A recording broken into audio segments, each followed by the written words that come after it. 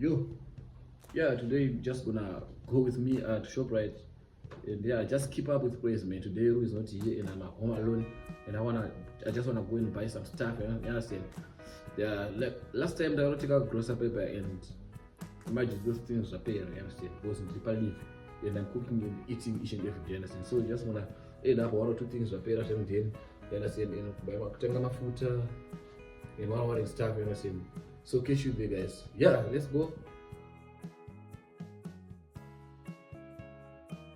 You know what, guys, now I'm at a stage now I can understand kuti ndaraunda painozoti handina mari vachinungira kubasa every day vaireve, you understand? Like living ndega ndikuona macourse andikuita se andiri kupindana nawo, and then yeah, with all the courses andiri kupindana nazo chigara ndega, imagine when taking care of someone.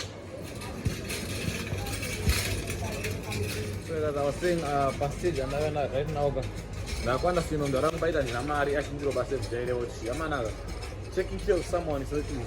Like I can't take care of myself with Ndega. So what about that? Take care of my family, kazi, mwana, muli, wabereki, why understand?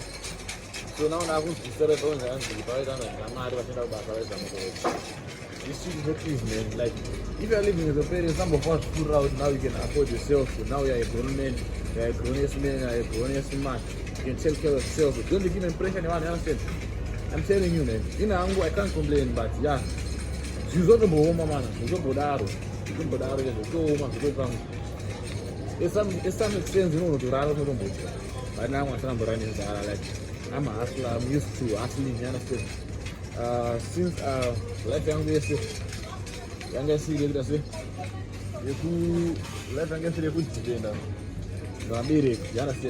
It was not border.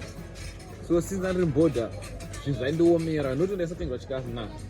Abiri kwangu ndi chikafu baba. Chake yakatozara, but the thing of like body quite be well because it was not chikafu, you understand, and stuff. So yeah, that taught me how to survive, how to tackle life, you understand. Mafuta yangu apera. Then we look for another mafuta. Look at the skin created. You understand? So yeah, that's the lesson for the day. If you are living with your parents, don't rush. Say the Zoom. About my phone and up. Don't talk of mafuta. Tell me down in the comment section after nana. Because I've been using a down and yeah, but my skin now I'm not sure with it. I think I have to change some mafuta she body wash I am a body wash this guy. What about this one? My shower gels is one. I'm looking for mafuta. So guys, those are another foods I'm saying but I'm not sure was this thing like coming up. Let me check here. I think I'm on the pizza. As I ended up trying mafuta. I ran for sensitive skin, both skin yangu is sensitive to that.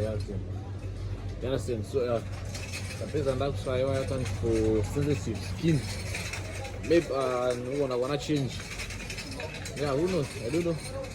So skin is sensitive with my foot up as my basa and I'm supposed to much do it. So I'm trying to find something better. Something to do skin now because I'm in from my skin now mind you know what about it. So yeah, let's go check.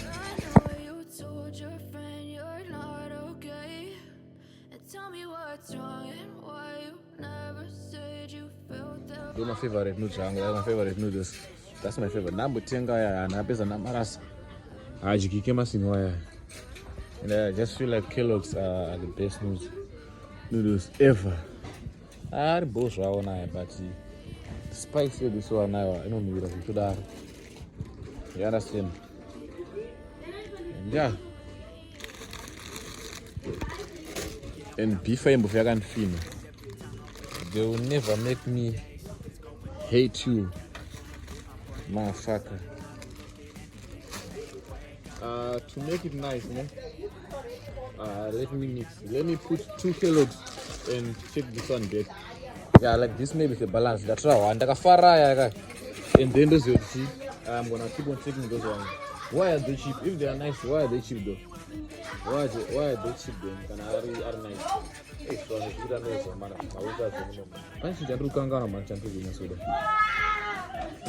Cereal. I need a cereal, porridge, Yana.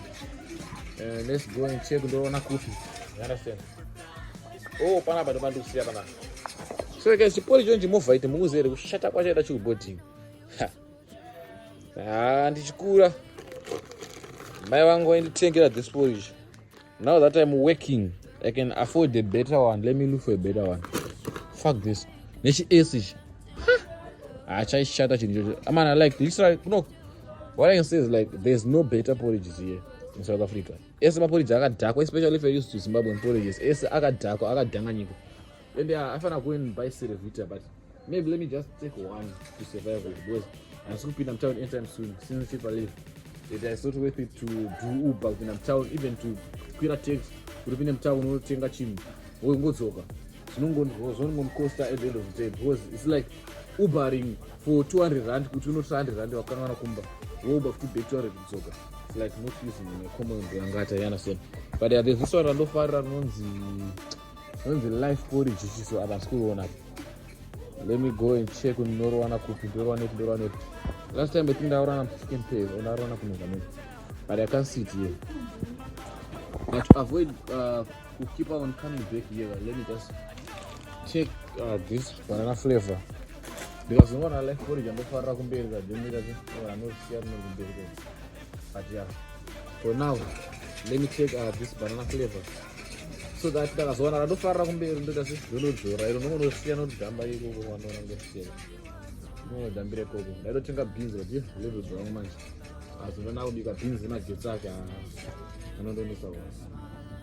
Yes, when I got my coach, for now, I'll keep on doing what I'm doing. Chance I'm a poto. Sausage no be fried and put him on. I'll bat you Ramane. Yeah, reporting live from my iPhone 16. I don't know if you can see me. You understand? That's praise for you. Let's go, let's get it. Look at this. 11 rand. How can you say this one is 11 rand? Switch a sense. It's a chinchilla mar 19 rand, 20 rand in fact. How can you say I can't Dora Kawaya? Dora Kawaya. I don't think I should one. Some savings. That was some reason that's those are my safer. Pine jail, you shall do pine jail. Come on, young, you know the pine jail Sunday. You never go. I feel like buying a cake spray on the end, but it's not necessary, man. Maybe times are big, but yeah, I think I have to take something from the house to smell nice. Nyana. But what can I take here, guys? It's not worth it, man. I can't pay my store. Those are no boy. Putting him in the liquid, and give me chi. I'm going to cheat him. Melta is time goes on. I'm going to something. Can't tango melta gegazo. But I don't think it's worth it, man. Maybe this time let me just risk and take this flavor. You understand? If it works, I want to see with girlfriend. I want to edit. I can't give me something to explain. You understand? Man, let's just go. No go tip another society, but more young was the thing at church. You understand? But yeah, let's go. Let's get in the check. What's next? What's popping? Mumoni amapambaza. Zara imoni. Muruma one. Munokwara tuwana tunodotonga mina mina. Munokwara amapambaza. Zara imega mwana. Alright. Let's just go and check what's popping, what's happening, and what's next. What do we need next? What do we need next, man? Not what do we need next. And yeah, let's go, let's get it, man. I wanted to surprise my girlfriend with this one, but I feel like this one. I should have married 20 rand. Whenever I want to surprise my girlfriend, man. This is what I'm going to do. This is the sensitive condition. Ndinoti pese pandoda kutenga ndotangofunga sister yangu. So ndineka sister kangu karuda chinhu chikacho. But asandakatengera. So those were the man zvezo tisatenge mazina yana sendo because sedo tanga kudhipisa kuti ukasita kangu pangabereka chigubhu chesupa kari kuZimbabwe. No saying that's not the reason that we can tenga man. thing is like, I think of my sister first before that thing that I'm doing. Like family comes first, you understand? If you know what I'm talking about, you can feel it on each other. Each other in reality. Family comes first, you understand? Then she knows, know your girlfriend, what, know your second. But after family, you understand? Don't I can feel what I'm saying. If you can relate, you can feel what I'm saying, man. Yeah, I don't have to explain, but you know that feeling that you can go back to Canada. So she could see guys. Could you like you want but I found a sister like my younger sister. And then she really needs that thing. But I couldn't buy for her. But I can't go take a woman and it's 20 something years. More than about Canada. So it's because nobody sick of that. To buy for your girlfriend. But yeah, buy stuff for your girlfriend, you understand? What's next? Let's go, let's go. I mean, look, I don't think of beef, but I need beef in me, I know Jura, man. I'm going to go was I think it. Next would have it. But maybe I'm going to risk one day. I'm going to risk one day, no more. No more think of beef, but every time I don't think of beef. More on go far and do right. Do you think we have to buy some shorters here? Tell me what you think down in the comment section. To take my shorters. Told him. My gates, man, go very nice. My gates. But let's see what somebody is coming on the road. If you go west, my gates, you understand? Because yeah, my gates, go and eat for my gates. But yeah, nonetheless, let's go. Guys, it's been a minute, man. It's not just fishes. Now Jera kutenga za zemu nyingine zinoze chi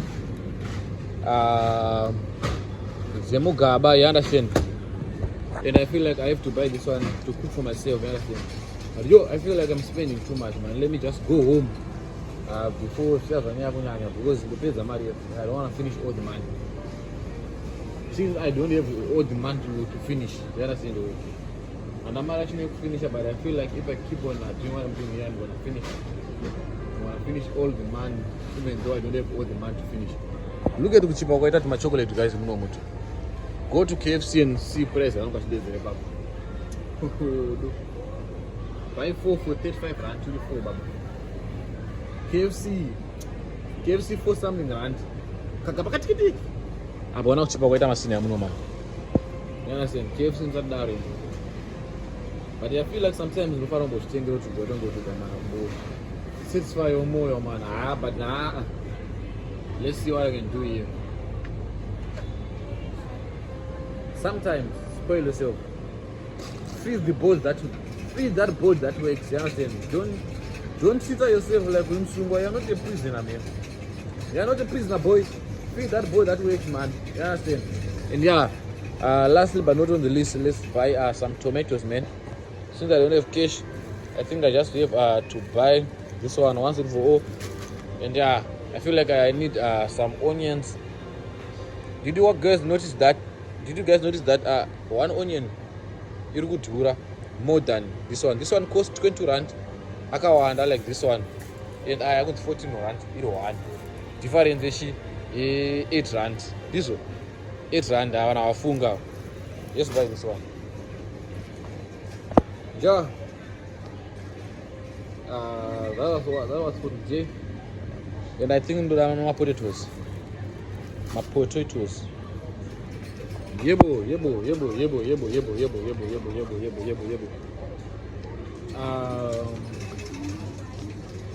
Those are nice, man. For the day we done. We're done, man. And that's what players. Otherwise, I'll keep it like a market and I'll change us in the back. Oh, sorry. Oh. You know, Budamas Maraka one day. You'll be surprised if you only took Budagana 500 and the grocery kakak. Man, and that you with us, don't fool yourself if you are now old enough to buy your own shit. Man. If you can't afford like life, you're going to South Africa. If you can't get, let me just say, from 7,000. If you can't get from 7,000, South Africa, like I'm telling you, from 7 upwards, from 7 upwards achinosara usina kana sende because inoperera kuende chikafu. You understand? So make sure andogara wega you're getting from 10 and above. It will know a better life, you understand? Otherwise you die poor, my bro. Yeah, now that I chase and then yeah, we go. You understand?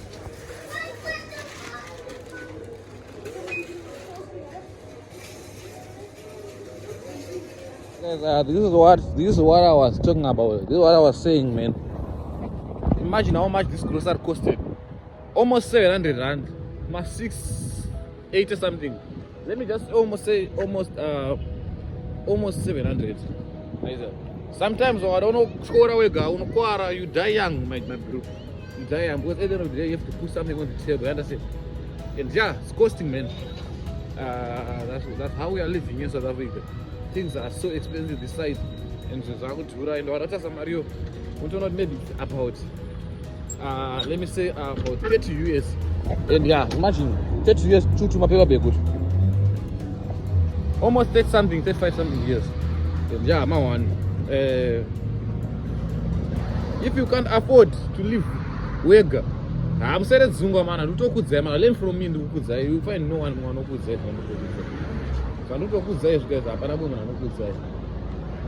just be careful, man. Don't rush.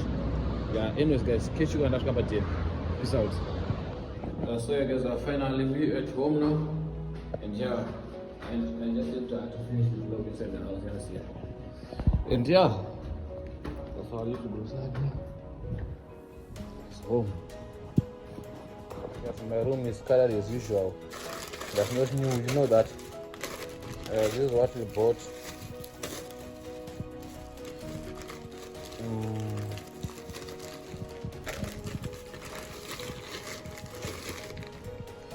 Yes, this might make my bed smell as shit.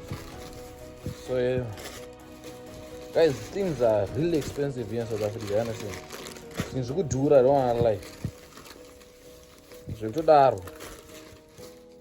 And so yeah guys, I bought let me put this on here. I bought fish, potatoes, mafuta, and ka fragrance which you understand? Unaona noso dozongo ya muno mangwa chinwa tunokaise mumo anotakura nyaya dzenyu so ka block kanozongopera kega kaitenga sipo kanenga room nokugadzika ka box somewhere like at the window like this here, and then yeah katanga ngobusa umweya unonhuhirira kega. Look at my other groceries, ka coffee kangu nene beans ndezve vaenzizve. So guys, this is what I bought. This is the life of a bachelor, guys. I'm sure you're wondering why I'm eating my noodles. I wonder this. That but I'm going to get 6 last year. Well, this is my life. I don't like cooking. And yeah, in cereal, but I don't get the cereal. Just talking about one or somewhere. I don't care. Even on boarding, you know, 4 p.m. 12 midnight when I watch the cereal. Cereal is just food and a timetable. Yeah. And I cereal and a food chawan in no. You can't get suki sir. Understand? So guys, I beg guys, hope you enjoy the video. If you enjoy the video, please like, comment, share, subscribe to the channel. For more Korean understand. Yeah, that was just the word of the day, the advice. If you can't afford to live yourself, man, don't try it, man. I just keep on doing what you're doing best, and yeah. Maybe 24, 25, 26, 27. When you're so financially stable, then you do your stuff. Especially when you don't meet yourself, because yeah, I'm not one.